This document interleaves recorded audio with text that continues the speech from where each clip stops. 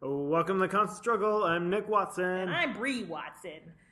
This is episode number 42 of the Constant Struggle podcast, and it features improviser Janet Davidson, who is a teacher at the Second City and that's Training where, Center. That's where we are right now. It's true. Whoa. I mean, like, probably not when you're listening to it.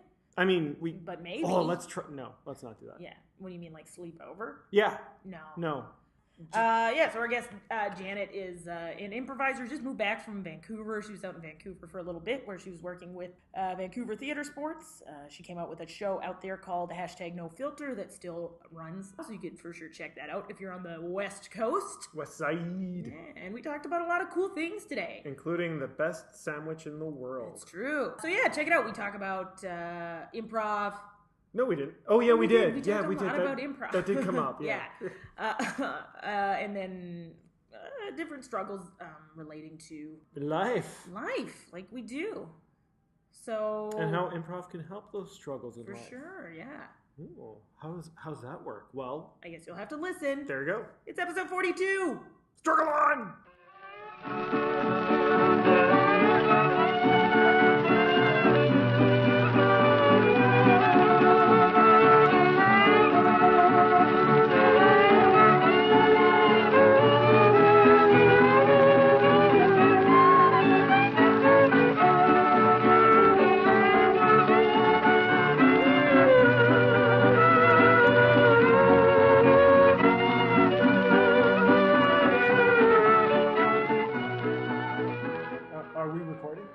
Yes, yeah, we are. We're doing that now.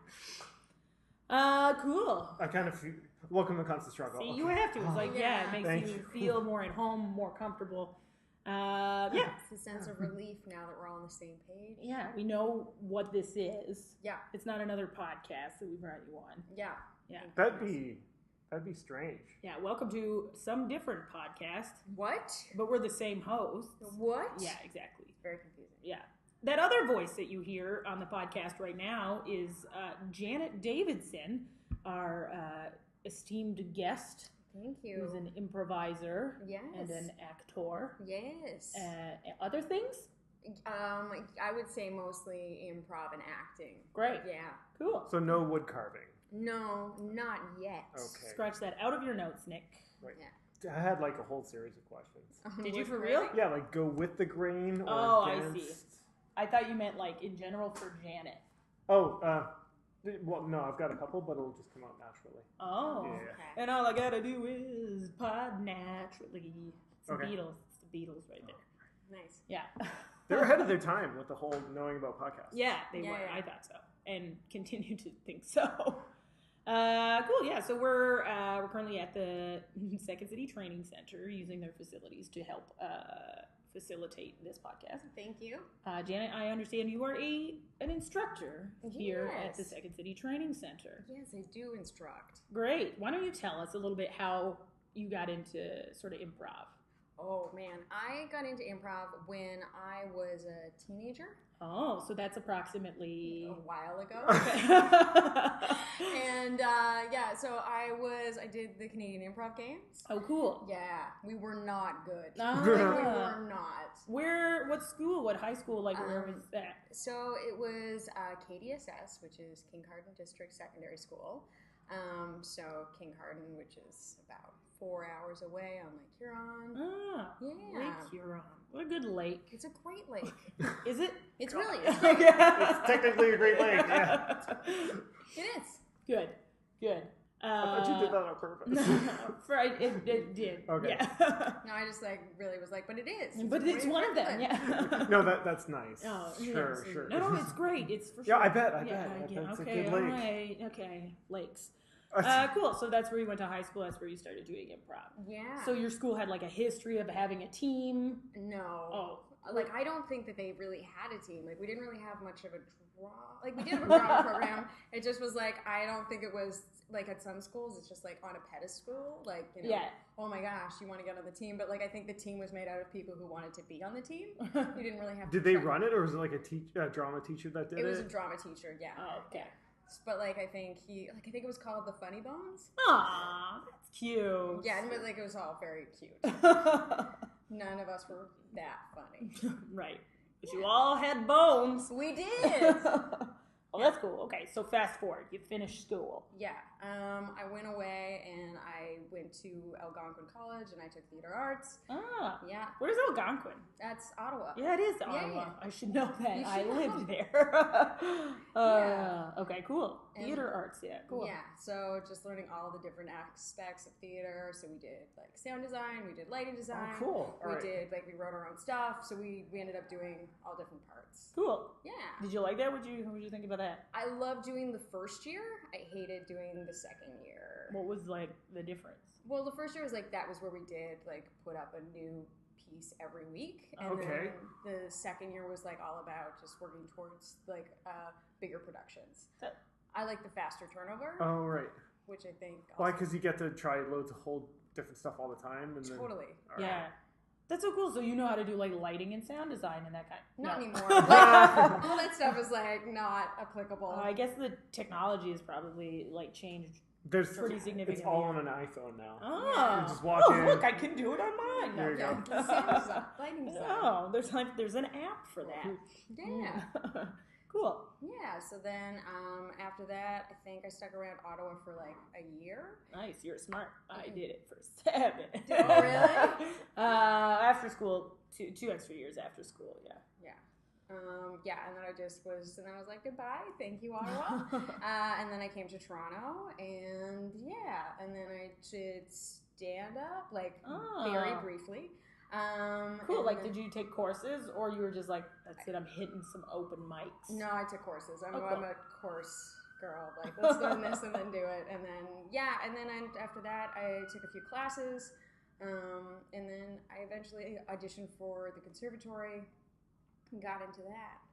Yeah. And now you teach here. And now I teach here. Like, Cool. didn't happen quite like No. right after. They were It like, kind of sounded that way. It was Yeah, like, and oh, then this is straightforward. Everyone's going to learn how to do that How to now. become a teacher Yeah, that at was- the second city. Yeah. Yeah. So, and then I worked for some other companies. Yeah, you were at the ITC for a bit. ITC for a bit. Yeah. Were you a Bad Dog ever? I worked at the youth and teen program Oh, there. cool. Okay. Yeah, so I ran that for about a year and a bit. Yeah, we've had a couple people on the podcast who did the ITC. Yeah. And yeah, it was the improv school that existed for a time, and now it's not here. Yeah. C'est la vie. Bye. Yeah. Bad Dog's still around, right? Bad Dog is, yes, still Yeah. around. Definitely. Mm-hmm. And we're allowed to say that name even though we're in here. Yes, we Okay. won't catch But flames. Yeah, we should be fine. Yeah, I think so. But whisper. We Yeah. whisper Security's quietly. at the door. Is that Oh normal? no! It's just a giant bulldog. Bad. All right. Okay. I don't understand. Yeah, and then I started teaching here after I did summer camps for a bit. Oh, cool. So I was a camp assistant for a few years. Wait, like improv camps? Or Yeah. Okay, cool. And- With here? Yeah. Okay. That's the thing you keep Yeah. telling me to go to. Yeah. Cool. So you led camps, Yeah. improv camps. Yeah, so I started off as a teacher assistant with camps, Yeah. and then grew that way, and then I ended up teaching camps, and then I ended up teaching the drop-ins, and then I taught level A, and so on. I taught Cool. for the improv for anxiety. Ooh. Yeah. So level A, that's like people who want to. That's not the camp anymore. That's like grown-ups doing That's it, right? grown-ups, yeah. Yeah, so that's people who are just interested in an intro to improv. Okay, cool. Right. Yeah. I was going to say, it sounds like it's the opening level. Yeah. It's the top of the alphabet. But, all right, cool. Do you like teaching? I do like teaching quite a bit. I find if I teach too much, then I get tapped out. Yeah. Yeah. So I like to have a balance of performing and teaching. Oh, I see. Yeah. Cool. Yeah. Yeah. I know, because like if I teach like 3 classes a day, I'm tapped out. Well, But how- it's more about the balance between getting the teaching and the performing. Yeah. And I think it's also just like, I think it's just, for me, if I was to teach that long, I'd be like, oh my God, I need a nap. Yeah. Yeah. I'm a fan of naps. How much are you teaching now? Here? I have 1 class a week, And how long is that? Like an hour? 3 hours. Oh, okay. Yeah. Yeah. Those are long classes. Yeah. Although today I taught a drop-in, and that was only 2 hours, because that's more of a like, this is what the program is all about. Like, come dip your toes in, see if you like it. It's a sampler platter. That's exactly what they call it on the. They're like, make sure you tell people it's a sampler platter. So I used that term for the first time today. I have not heard that term, but now I will use it. Oh, it's a thing. Yeah, it's on now. Everything's all about samples. Yeah. And platters. Okay, the stuff I wanted to know about is like when you make it to Second City, it feels very much like you're on the road. This is what Mike Myers did and all the other guys in SNL. Mm-hmm. My point is like that. How does that feel when you first start here?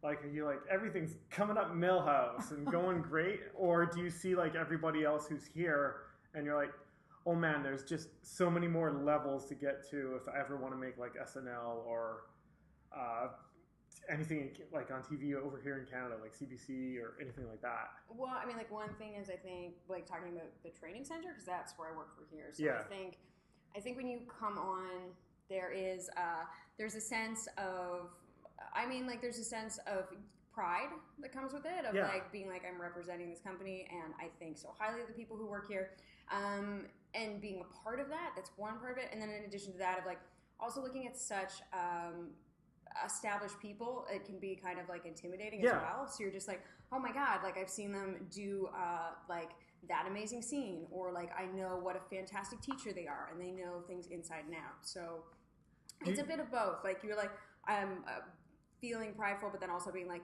and being surrounded by so many wonderful people. Yeah. Are you getting some imposter syndrome at that point, or you're just too busy by like just trying to keep it going here? I think when I first started, I had that feeling of like, oh god, they're gonna find me out. They're gonna know. I think now just being more established in my career and just knowing myself more, then I'm able to maneuver those things better. Yeah. If that makes sense. So I know this about Janet, but you don't.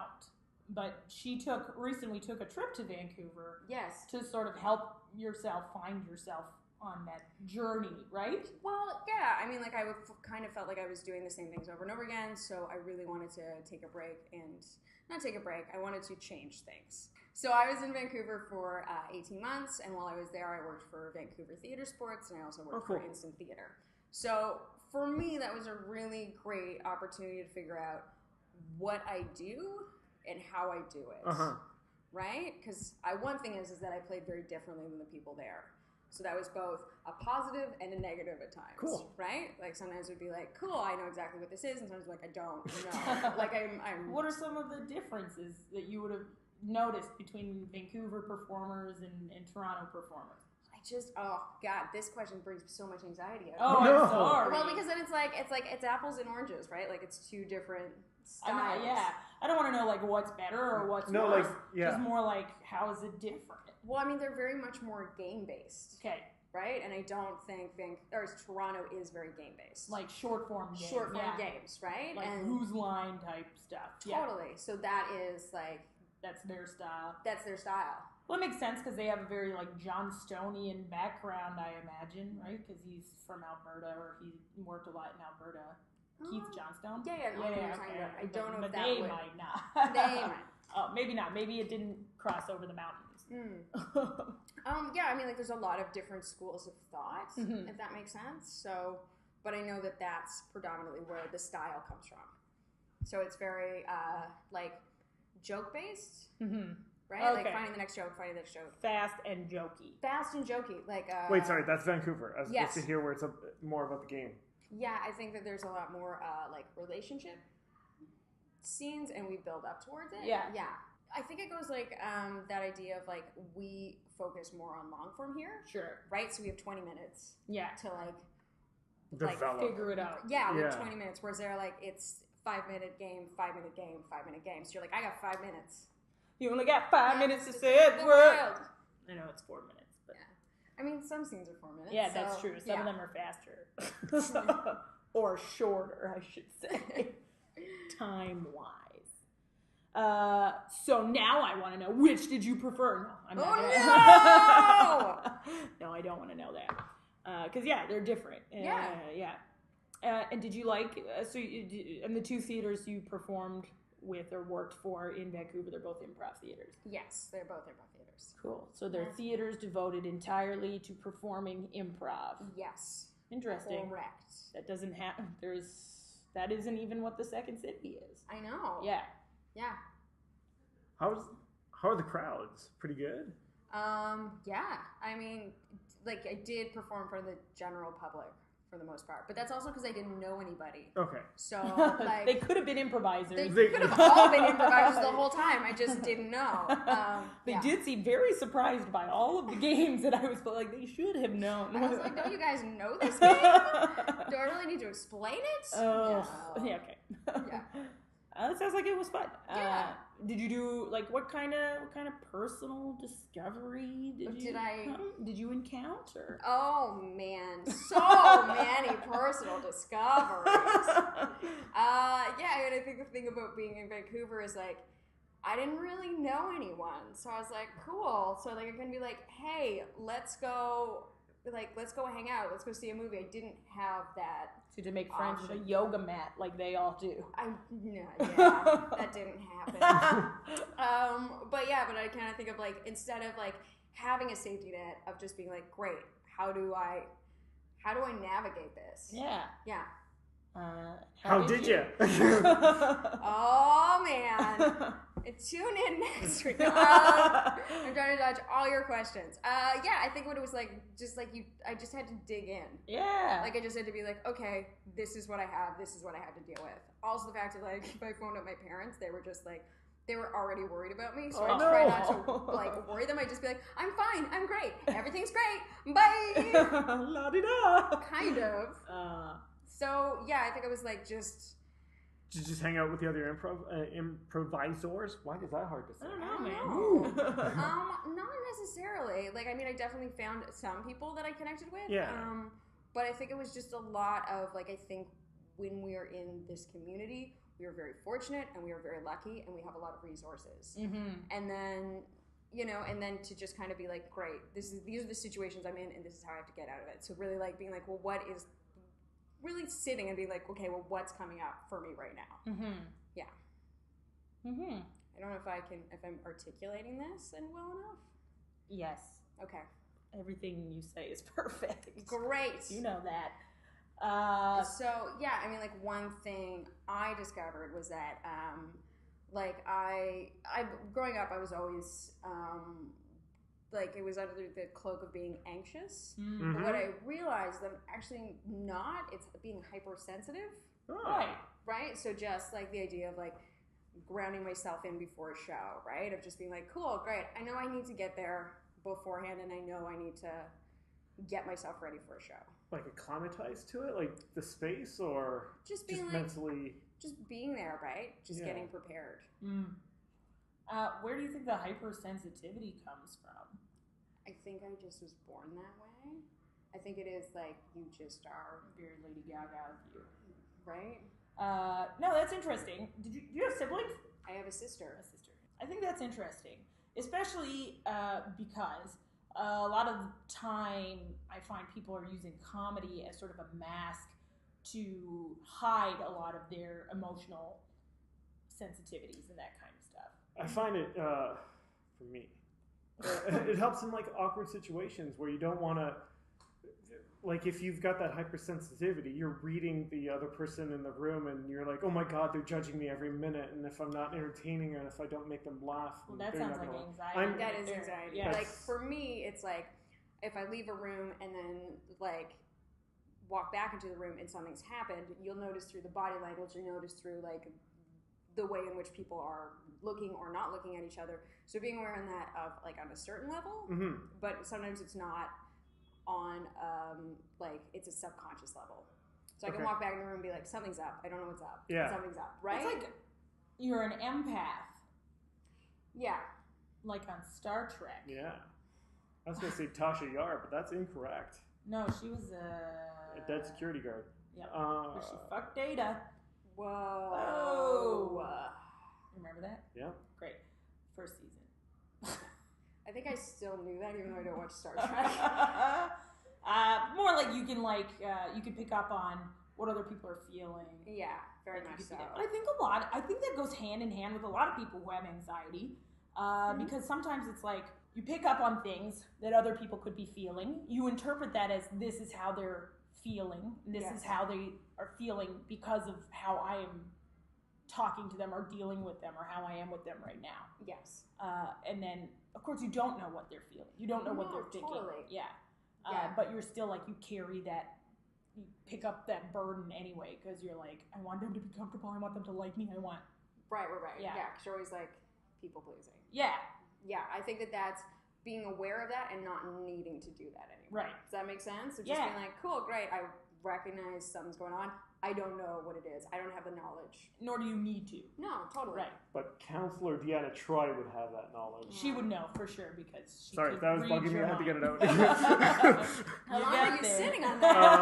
About a minute. Took me a while. I was like, she's a Beta Z, the blue uniform. She made commander by the end of the season. We should talk more about Star Trek. Like how Anthony Rapp is in the new season. Anyway, it doesn't matter. Oh, it's all shooting into what? It's like apparently it's already like started. Yeah, it's on. It's on. It's on. Like Claire McConnell? Isn't she Yeah. in it now? Yeah. Yeah. A lady who was on Housego here at the Second City is on Star Trek. My God, that's nuts. Yeah. Back to empathy and anxiety. Yeah, it runs throughout comedy. It seems like For sure. Yeah. and improv, I But guess. how was that something like, was that something that you noticed in Toronto but you didn't really address until you got to Well, I think it was Vancouver? like, I think it was once I got to Vancouver, like all the distractions were away. so you had to fucking deal with it. So I just was like, great, I have this thing, I don't necessarily know what it is, and now I just have to figure it out. Right. You know? And just being like, cool, great. Like when does it act up? When is it fine? Right? So one of the techniques you found was getting to a show early and like sort of Totally, or getting to a class early, or like, you know what I mean? I'm one of those people, like, if I rush in, then that energy follows me. Yeah, or like getting to an audition early. Yeah. Yeah. Oh, I never do that. I feel like that's why I never get any gigs, because I'm always like, unless like the gig was for somebody who needed. And the commercials for like Metamucil. Like, I just had a that'd be nice great. calm DM. And Bree's like, oh God, It came out. That's what counts. Yeah. I'm such a sweaty mess right now. Yeah. Okay. Well, now you're back in Toronto. You're back teaching. Yeah. How do you feel? Like, do you feel like it was a helpful trip to come back and be like, boom, like I know more about Janet now? Totally, I think so as well. Like, definitely growing pains throughout that. But yeah, I think that I was like, cool, great. I have this knowledge of myself now. Did you like seek anybody out professionally to help discover that? Or? Yeah, it was actually, it was somebody who pointed it out, and I was like, thank you, right? There is a book, which I will now. It is The Highly Sensitive Person. Oh. Yeah. So if this relates to you, check out that book. So we'll put some links up on our social medias. Nice. I'm sure this book will be like, oh, just take off from there. Yeah, so I think that was a really useful discovery. Yeah. Yeah. So do you like cry a lot? Yeah. No. A normal I think amount? it's so, like, healthy. I don't know. I think like crying is like so healthy and so like releasing. Although I do not do it anymore since I've started taking anti-anxiety medicine. Oh, okay. When was the crying happening? Oh, just like stress. Like I would get so like mad and frustrated that I would just like cry and like smash things and then like No, I'm not getting that. No. But, like I gotta remember when I was a kid, I used to cry a lot. Every once in a while, like a passionate song.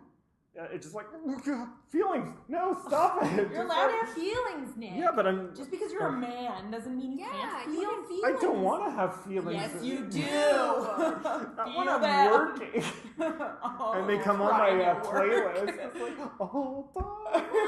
No, you'll make Well, don't listen to that song. No, yeah, it's not the That's like a go-to song no, for it's crying. just like passionate ones. Like, I don't know. It was My Chemical Romance for sure. Yeah, oh my God.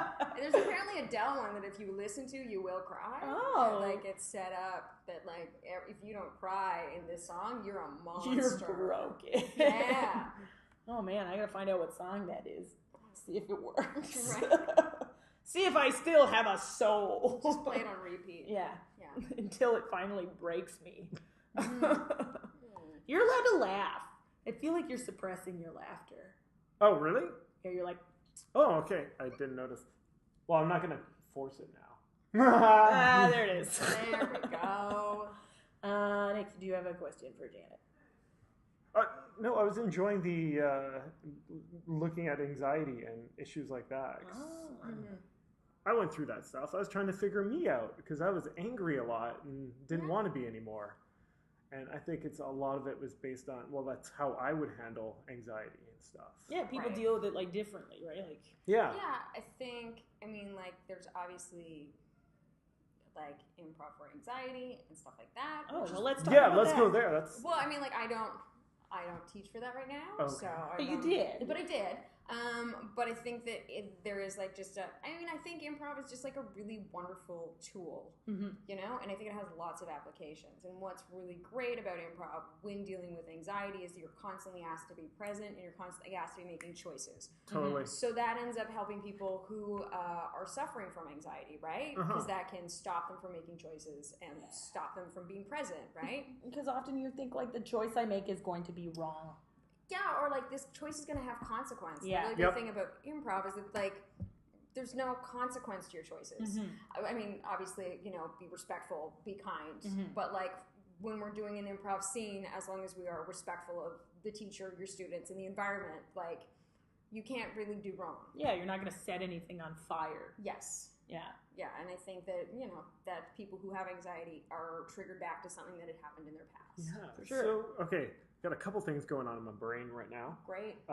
First one is like, when you're in high school and you're getting ready for university and or college or whatever, it feels like every choice you're making. Sorry, that's me. Yeah, no. It feels like your whole life is just a series of like, oh my god, huge decisions and stuff like that. So it's no wonder people are, after they're in their 20s and their 30s, and experiencing like, you know.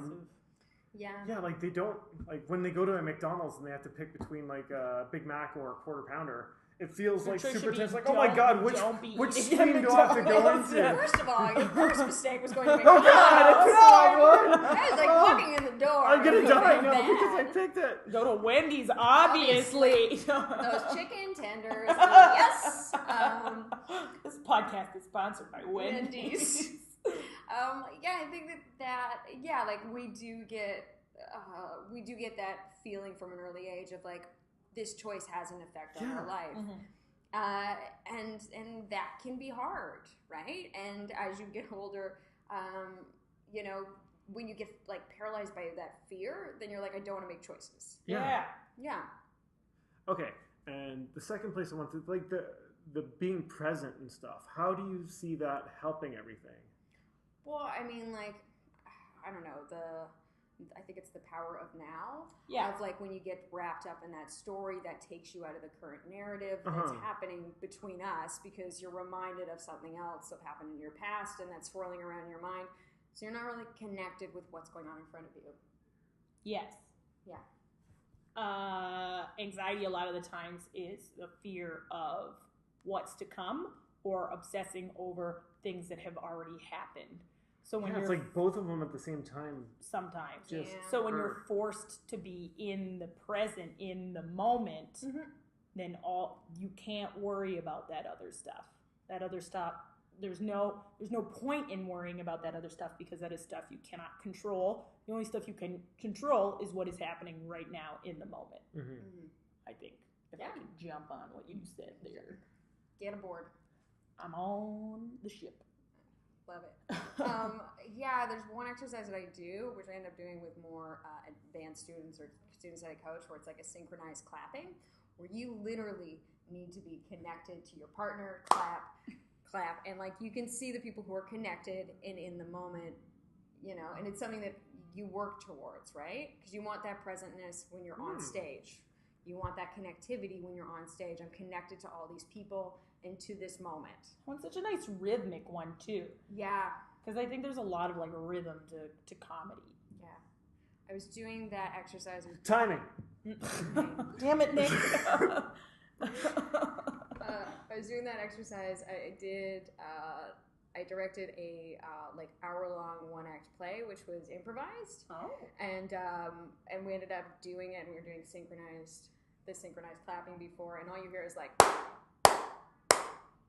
and then Alistair Cook just was like, "Are you hitting them?" And I was like, "Yes." It's the only way they'll learn. I was like, "Yeah." But the thing is they're doing great work, so I'm not going to stop. You don't question the process. Please, do not. Oh, that's cool. Directing a one, where was that? Was that in Vancouver or here? So that was through Instant Theater, and we took that to Austin, Texas. Oh, cool. So that was part of the Improvised Play Festival at Hideout Theater. That's so cool that's a festival. Yeah. Yeah, in Austin, eh? Oh, man. Yeah, it was. Is that part of South by or? South by Southwest? Yeah. Okay. Yeah, because they do have comedy, but yeah, I don't know. I didn't know if that was like the Edinburgh Festival where it's like a whole bunch of different artsy things going on at the same time. I think like Austin is just like a really cool artsy. It was great. Place, which is weird because the rest of Texas is so like very conservative. Yeah, I think their big cities are pretty. Yeah, I guess that makes sense. Liberal. Yeah, but especially artsy. Austin's super. Yeah, like music and theater. A draft house. I don't know what that is. Alamo Draft House. I think it's like one of the first places where you can get like a nice meal and while you're watching your movie, and it was like a rep cinema. Ooh la la. Yeah, we should go to Austin. Let's do it. Is there a podcast festival? Probably. Is there an improvised podcast festival? Aren't all podcasts improvised? Yep. Yeah. I guess No. I listened to this podcast called Stuff You Missed in History. Shout out, and they for sure have like show notes where they're definitely like reading stuff. Yeah. Okay. But they just have such delightful, like charming voices that you think like, oh, they just know this and are talking just confidently and they know what they're talking about. And they're for sure not reading. Yeah. But they've got to be reading. You can't memorize all that stuff. Well, maybe it's just like talking points. Yeah, talking points. Yeah. Cow. Mm-hmm. Yeah, I mean, I just got back from Chicago where the whole premise of this thing was improv and mental health, which is great.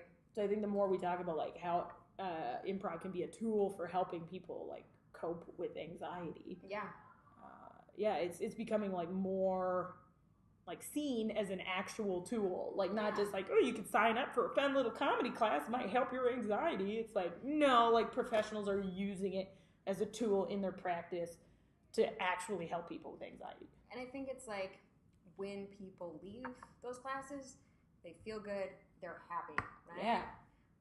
And you leave a therapy session. You feel good. And you just probably cried. That's a good point. But there's some release to that. Totally. Yeah. Well, that's one thing that Rachel Mason, I'm sorry, I dropped something, said was that improv can provide you the same sort of release that you get in therapy, but often there isn't the person there who is qualified to help you handle it afterwards, like after that release has come. Yeah. Because you'd be like, oh, this feels so good, but like a proper therapist is going to be like, great, tell me more, what happened, why, let's fix it, let's learn more about you, yada, let's make that happen again. Yeah, exactly. Yeah. Whereas here it's just like, well, shit, that was fun, Goodbye. Bye, see ya, maybe never. Yeah. Yeah. And you've also taught like more advanced classes strictly for women. Yeah. I ran a class which is called Iron Maidens. Awesome. Yeah, which is really fun, and I really enjoyed teaching that. What did that like consist of?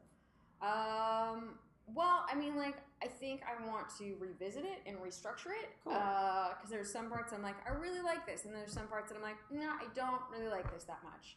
I think what I'd like it to be in the future is I'd like it to be a place in which women can come, and this is a place in which they can work on things that they feel vulnerable at. Sure. Like, this is not a strength for me, and I want to strengthen this.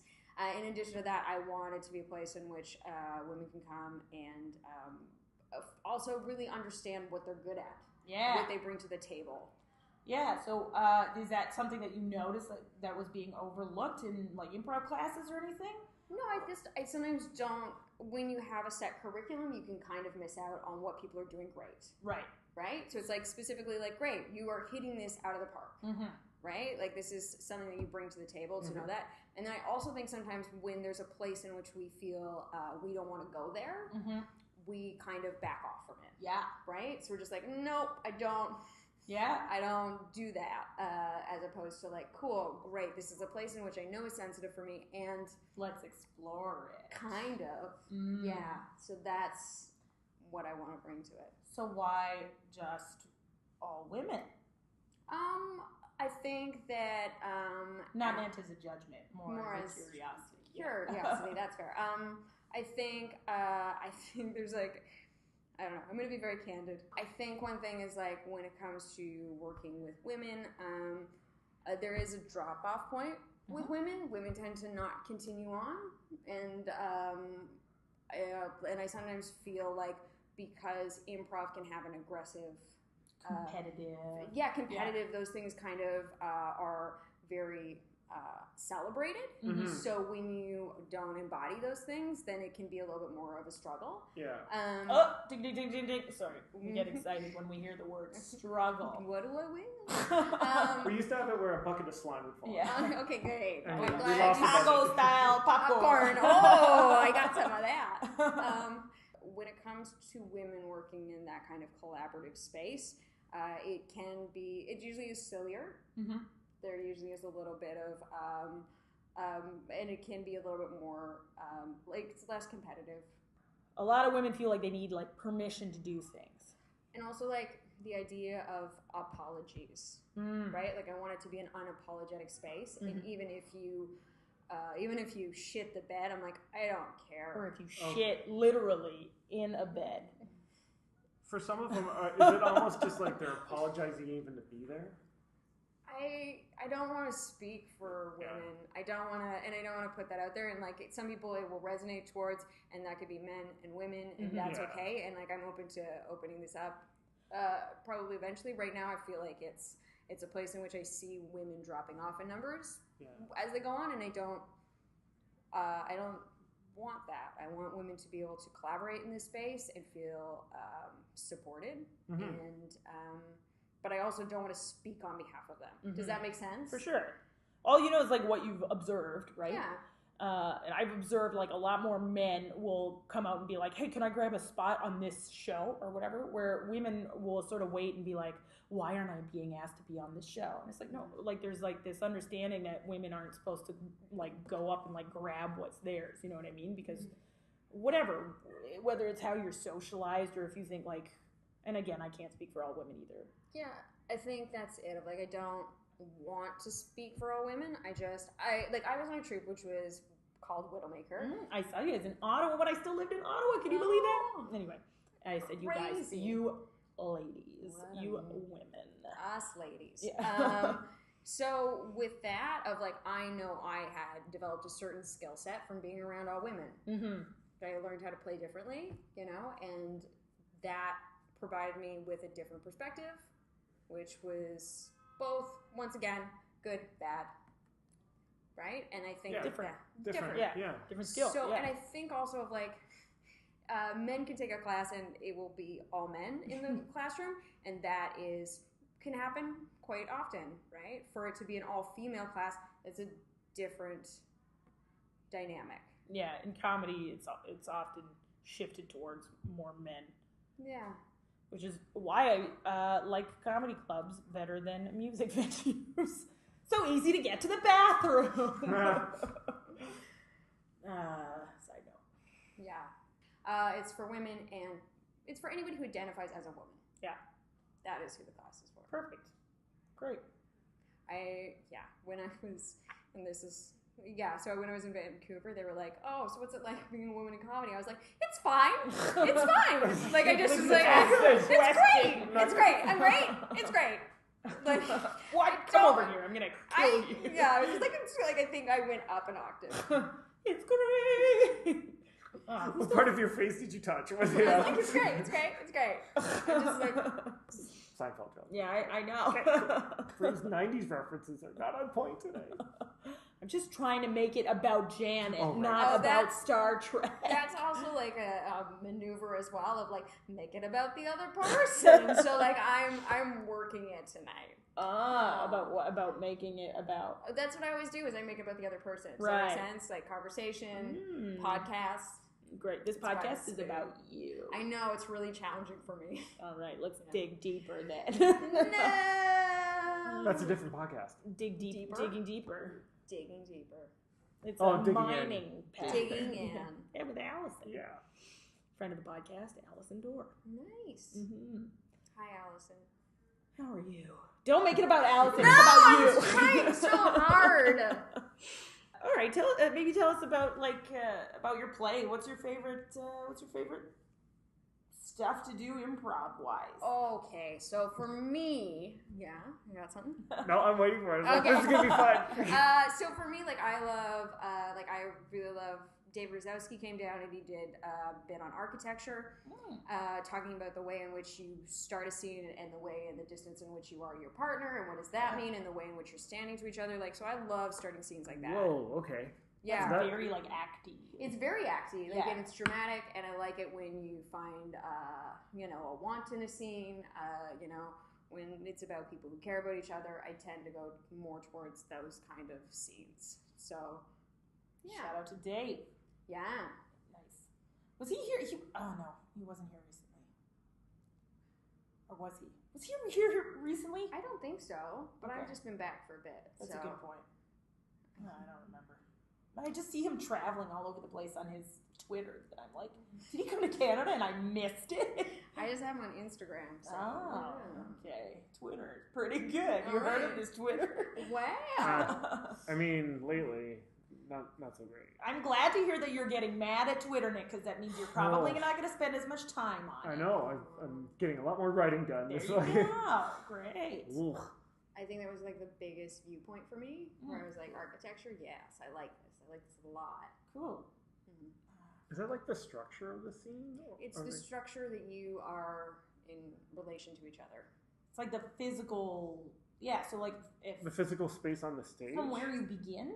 Yeah, like I think, throughout, right? Yeah. So if I'm like really far away from you and then I'm really up close, like what that changed. So what changed with us, right? Yes.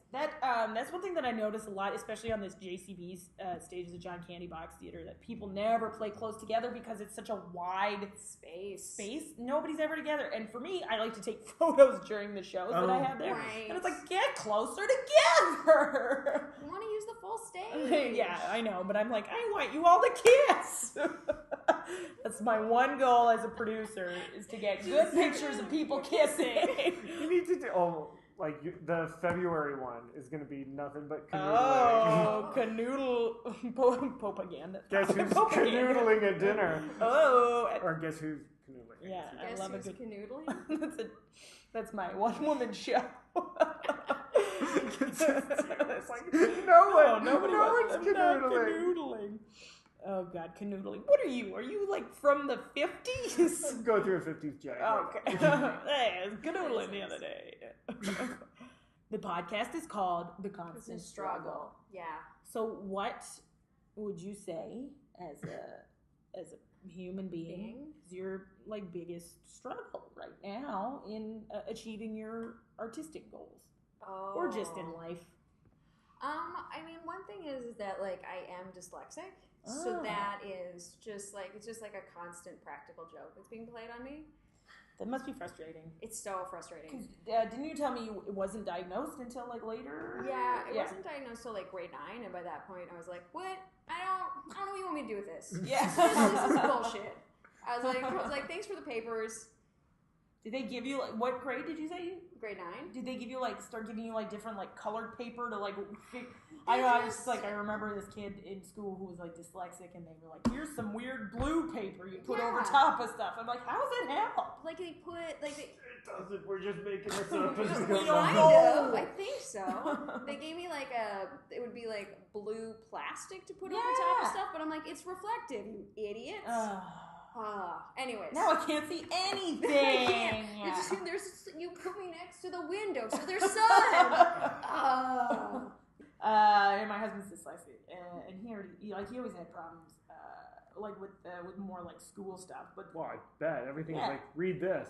No, what? I can't, it's like, weird. Yeah. For the most part, it's fine. Like I just give me whatever you need me to read ahead of time, and it's totally okay. Does it just take you forever to get through it? Not really. It's just if you I kept on doing this one show which was Shakespearean, and they kept on bringing in text, and I would be like, "Cool, you can't give this to me the day of.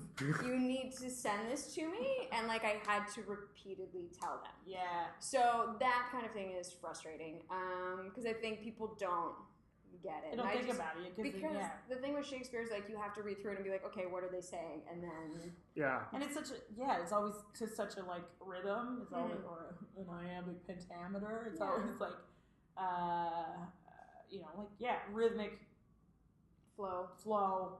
You can't just and then also structure. Older English, not old. Yeah.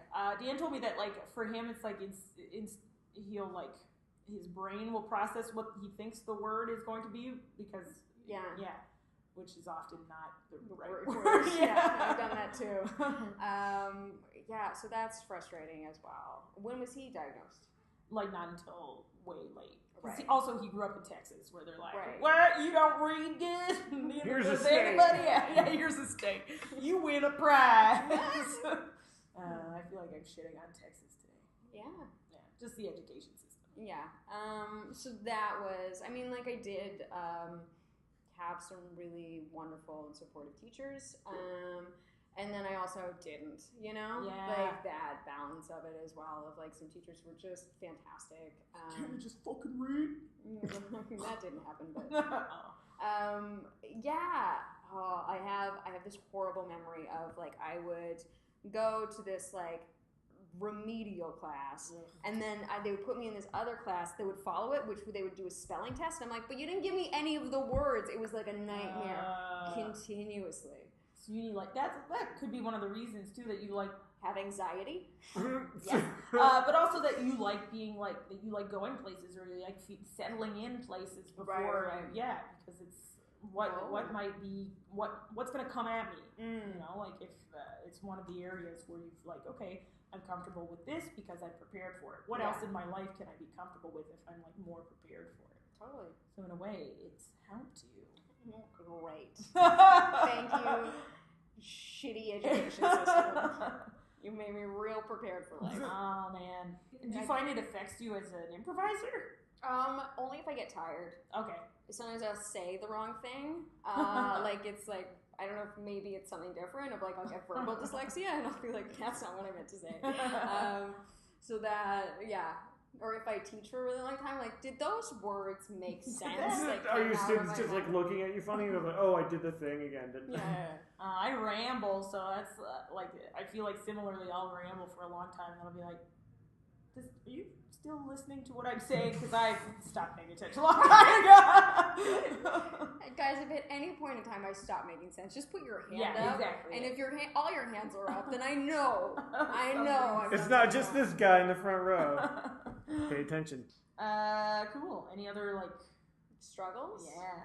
Love a good struggle. Love a good struggle. Well, Nick, where are you at struggly-wise right now? Did you just make this podcast about Nick? Yeah, I just thought this way you could prepare and get ready for it. Okay, yeah, cool. And this way, it's more of it's a push-pull situation. I love it. Yes. I understand this. Well, Brie, we're in September now, and everything's kicking back off with the kids going back to school. Hooray! Is that a good thing or a bad thing? Well, at first I thought it was a good thing because it's I'll be able to get my structured days back and hit my 2 pages a day for my writing and everything. Yes. But it seems there's all these activities that are booting up for the whole year that we're having to go to the introductory, teacher meetings. Max starting Girl Guides for the first time, so that was You want cookies? Yes. There you go. Are they the mint? Yeah. Chocolate, yeah. Because that's a seasonal thing, right? So the chocolate and vanilla one? Yeah. So those are one season, and then the mint are a different one. That's what I've been told. It's mint season right now. Yeah, and I am in. Chocolate mint. There you go. Yeah, we're getting a lot of that feedback. Yeah, because it's the good season. Like it's not the shitty season. It's the pumpkin spice latte of cookies. Kind of, yeah. I'm not gonna lie, I like chocolate vanilla season. Okay. Oh, the Dukes are up. Yeah. Very nice to meet you. Good day. Oh no, but we haven't even hit our hour mark. No. Bring back the hostility. I mean, take in the hostility. Down. All right, okay. Just what do you think about those chocolate? All cookies are great. That's what I've come to.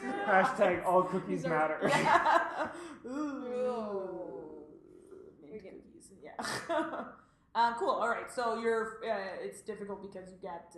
Oh, we're still on me. Yeah. I thought it was done. No. All right. No, but we talk about it. We do a bit, and then we come back. To okay. Right. We have a structure. Apparently. Yeah. So no, I'm coming up on my deadline for my book. I gave myself a year to do it, and that's coming up next month. And I think I'm going to be late by a couple weeks. Unacceptable. I know, and it's how I deal with that is by being angry and grumpy with everyone around me. Oh. So. You know, it's okay to be late for things. Yeah, I know. Especially it's. Don't get mad at me. It's my own. It's my deadline. It's not going anywhere until it's ready. So. Can you? I just want to be done with it. To be solve honest. that by giving yourself like another deadline, being like, I know I'm going to be late, so I'm going to push this deadline back. Yeah, I'm worried about doing that until I pass the first deadline. I see. Yeah, so I think what I'll do is I'll treat myself like my own professor and ask for an extension when I get within 24 hours. It worked in school. What if the boss doesn't agree? Well, it's me, so that's going to get weird in a hurry. No, you can't hand it in. Oh, God. I guess the book's done here. Oh. Janet. Yes. Sorry, I spent the last 5 minutes being like, what do I say? What do I say? What do I say? So did you hear anything that Nick said? No, I just smiled and nodded. Oh, perfect. Yeah. That's what I do normally in the podcast. What? No, joking. Yeah. I'm always listening. What is happening? Guys, the whole point of improv is being present and listening and not thinking about what you're going to say. Which is exactly what I was doing. Guilty as charged. Shit. Yeah, I mean, like, I think it's, a struggle I have right now is being back. And then just being, like, wanting to be busy. Right. Right, just, like, wanting to be doing stuff, wanting to be preoccupied. Yeah, man. Not man. I mean, like, I think that's, like, there's a balance to that as well of, like, having experienced of, like, cool, great, of, like, wanting to be busy but not being too busy. Like, having a work-life balance, you know? Yeah. I had somebody tell me, like, because as soon as I left my CBC position for my year off, I was talking to my counselor, and I was like, I just feel like because I'm not going to be making as much money, I'm going to want to make decisions that are based on, like, how do I make more money, and that's just going to be taking on more work elsewhere. Like, I'm, like, already, like, looking for part-time jobs and stuff, and I was like, no, the whole point was to, like, take a little step back here. So do that, you know, and you're slowly coming back into it. You don't have to be, like, you know, like, you could take a little step. Baby steps. Baby steps. Yeah. And I That's think a sound psychological theory.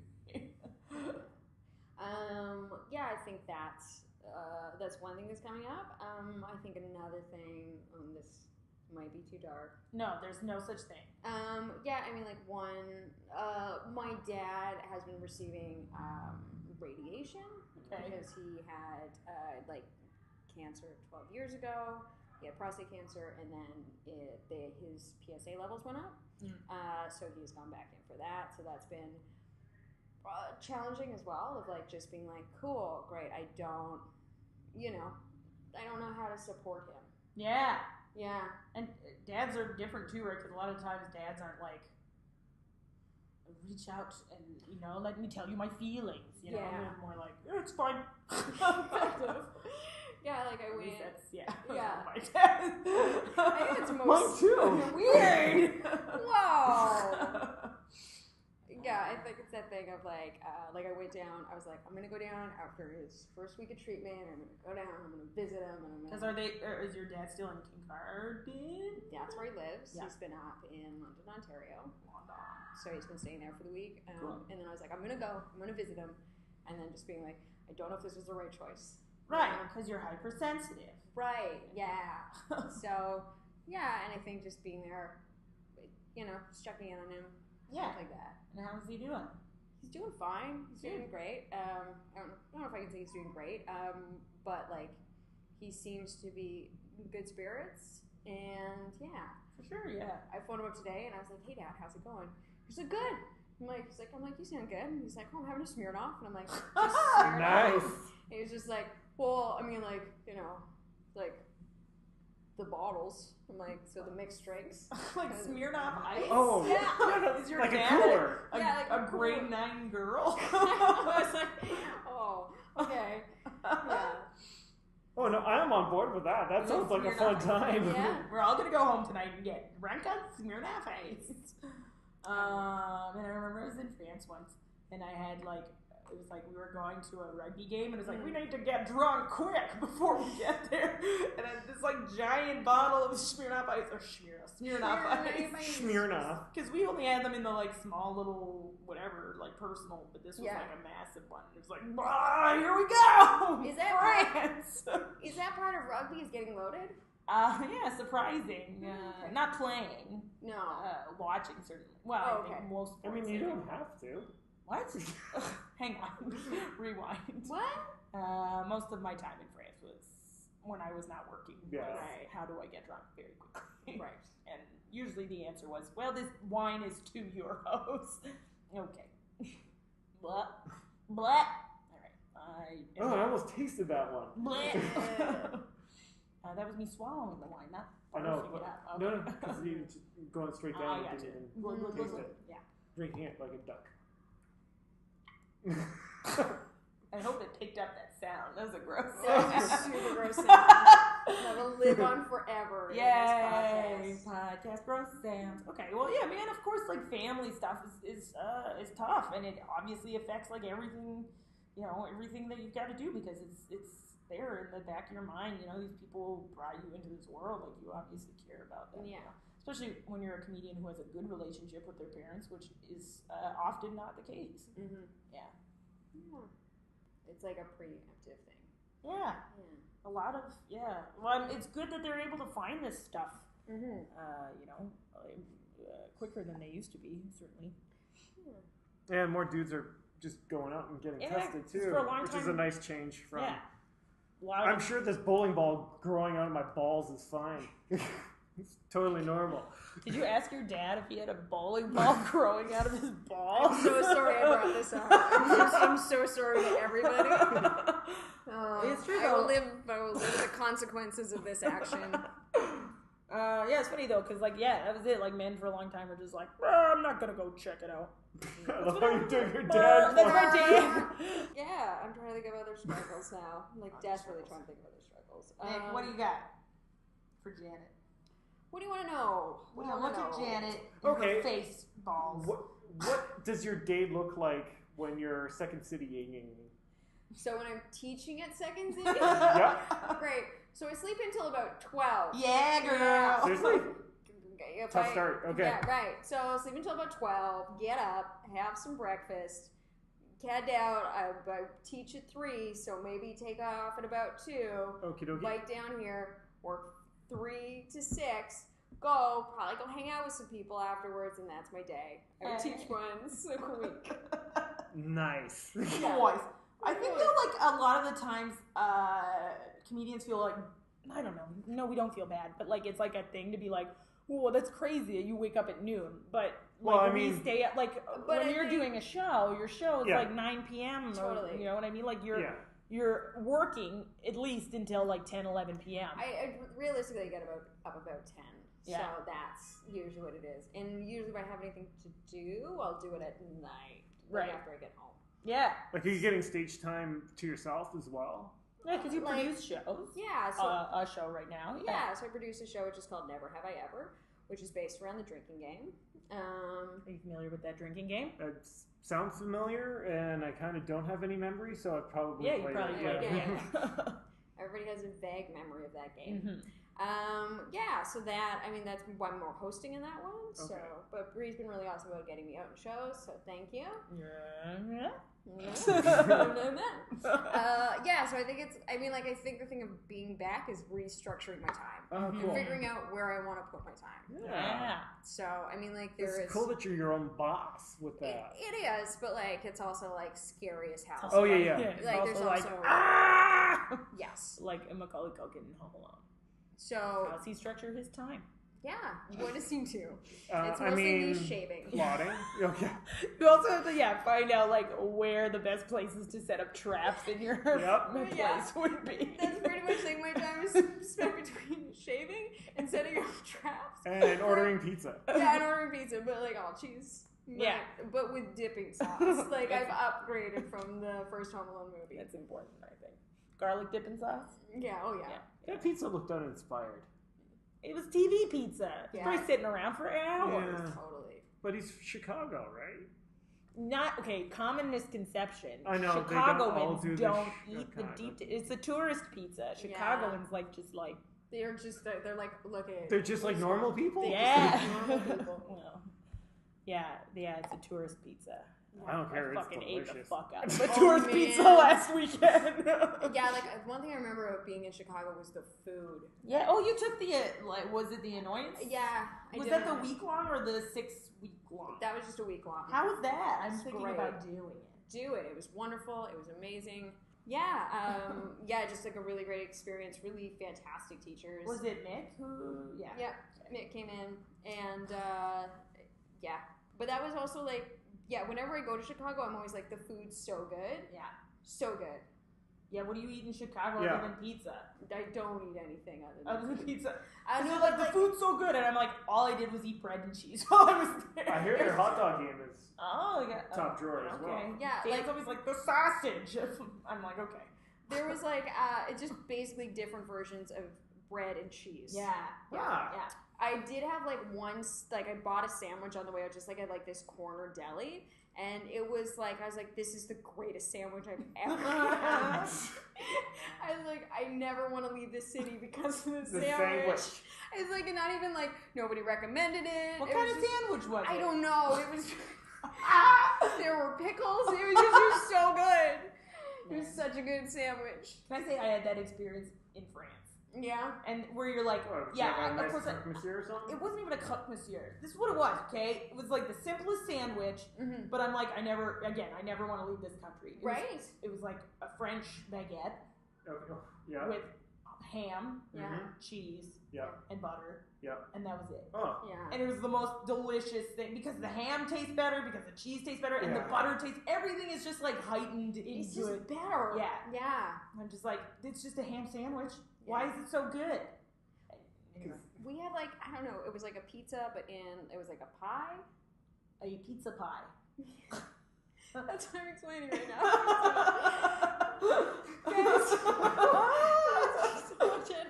Yeah, that's a thing. Yeah, that's fine. Yeah. So you had a pizza. Am I explaining a pizza pie? There's crust on top of it too? Yeah. Was it a calzone? Was it half a pizza flipped in half? No, I think it was a pizza. So it was pizza but with crust on top of it also. Yeah, but it was in I don't know, but then I don't know. I vaguely remember, but I just remember it being so good. This sounds like a Chicago style pizza that you ordered. Oh, was it a pizza in a big dish? Yeah. But there was a crust on top. Yeah. But there's something on top. Yeah, the Chicago stuff. Yeah, you put the crust in there, and then you put cheese and tomato on top. Yeah, but you don't put an extra crust on top. It sounds like a calzone, but bigger. Yeah. It's you took another pizza and put them on top. Sandwich. Yeah. I should have taken pictures. Pizza sandwich. Oh God, bless that city. God damn, it's fun, so right? great. Yeah. Oh gosh. Even the drive there wasn't that bad. That'd be a nice drive. Yeah. Thinking about it for the summer, if they can change their president. Yeah. Right, fair. I drove down to New York City once for an improv festival. NYC, was it Del Close? Yeah, I think so. Nice. Vaguely remember it. It's a nice drive too. It was a nice drive. Yeah. Through the Finger. Do you go through the Finger Lakes, or do you have to? Remember, it was really dark. We drove straight.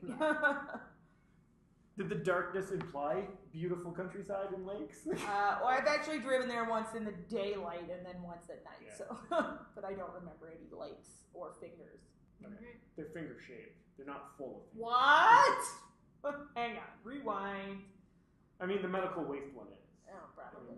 One of them is the middle one. Yeah. Middle Finger Lake.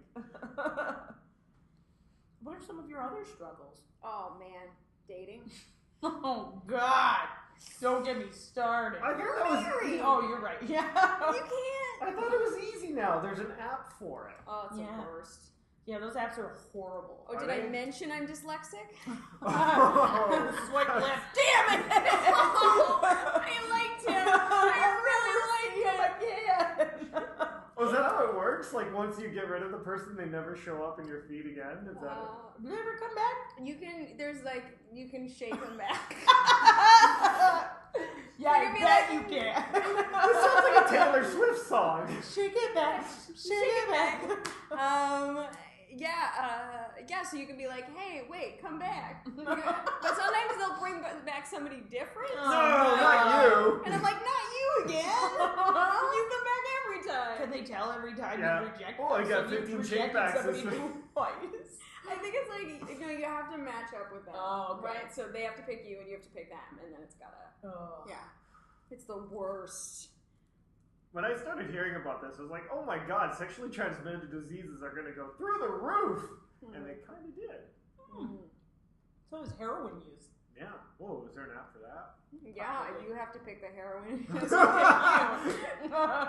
The thing is with heroin is it picks you every time. I know. It's like, I know if I swipe right on it, it's going to pick me. But I just can't quit you, heroin. Are we comparing dating to heroin?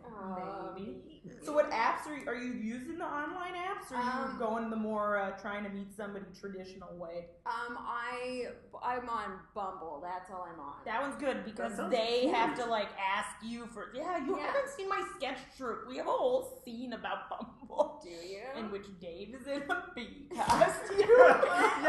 I love it already. Oh man! You sit there, go, this is gonna just write itself. Pretty much. That's where the idea came. It was like, we're dating, but you're dressed like a bee. All right, let's do it. I love this phrase.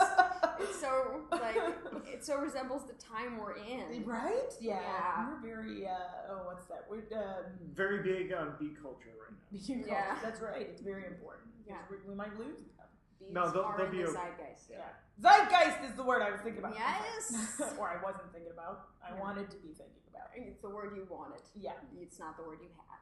Exactly. Yeah. But that one's good because like they have to ask you instead of just being like, "Here's my dick." Yeah. They got it. You have to pick them. They have to pick you, but then you have to message first. Yeah, that's right. Yeah. So you have to make the first move. Yeah. And their first. So they could respond with a dick. Yeah. And but they can't initiate with a dick. Yeah. Yeah, you got it. What? Nick looks very upset. It's like, so many dicks. It's a lot of dicks. Online dating, that's what I'm told.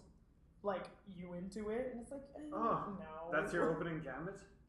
Oh, man. That's never happened to me. Good. Do you get any weird opening lines? No. That's yeah? good. Aren't they all weird? I guess anything other than, hey, how's it going? Yeah. Like, hey, you look like the face I want to, like, whatever. Yeah. I don't know. Those are rare. Yeah, that's good. Good. Yeah. It doesn't sound as good as I thought it would. Like, the idea of, like, setting up a Dystopian. profile. And and dating like, online is not all you dreamed it would be. I think I'd put as minimal about me as possible. Okay. Right? Yeah. Keeping the mystery alive. Right? Janet Davidson. Woman. Janet Davidson alive. Breathing human. And then there's also like that thing of like, I don't know, I've had people message me, be like, how's your day? I'm like, I don't know you. Fine. Good. Great. And I just feel like a Want a teenager. book? Wow. You have a really accurate description of online dating. Yeah, right? I know how it's like. So, yeah, that's like, there's just a weird disconnect in. The dating struggle is real. Yeah, it's real. It's out there. It's online. Yeah. If you want it, it's there. Great. Nick, do you have any more questions? Janet, what else do you want to say? What do you want to tell us about yourself? I don't know. What do you want to share? I just want to ask you guys questions. Like what? All right. Just make it about you. Right. What's your next big thing you're looking to do? That's it. I think that's what I know. I want to put my energy somewhere. I just don't know what it is yet. Does that make sense? Yeah, that's a big struggle right there. Because I'm just That's existential. Right? I think it's the struggle. That's everybody's struggle. So usually I'm this, I'm gonna do this, and I'm gonna do this. And then right now I'm just I don't know what it is. Well, I don't know what's coming up. We hope you figure it out. Thanks. And then let us know. Yeah. And I'll tell you all of the struggles of it. Love it.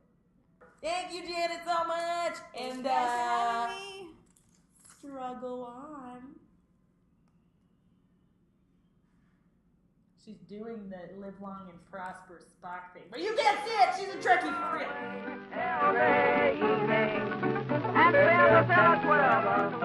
That was episode number 42 of the Constant Struggle podcast with Janet Davidson. If you liked that episode, you could go back and check out all our previous interviews and host casts and everything on our website at theconstantstruggle.podbean.com. Or you could check us out on the old Twitter machine at StrugglePod. Or on Facebook at The Constant Struggle there too. Podcast. Yeah. Pop in, have a look, see if there's anything you want. Yeah. And, say hi. Say hi. Say hi.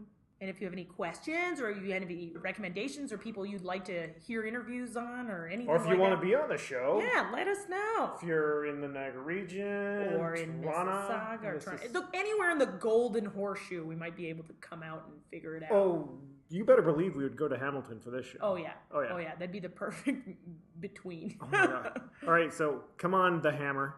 Let's do it. Right. Or everybody else. Yeah. Anyway, yeah. Okay. Cool. Thanks for listening. Struggle on.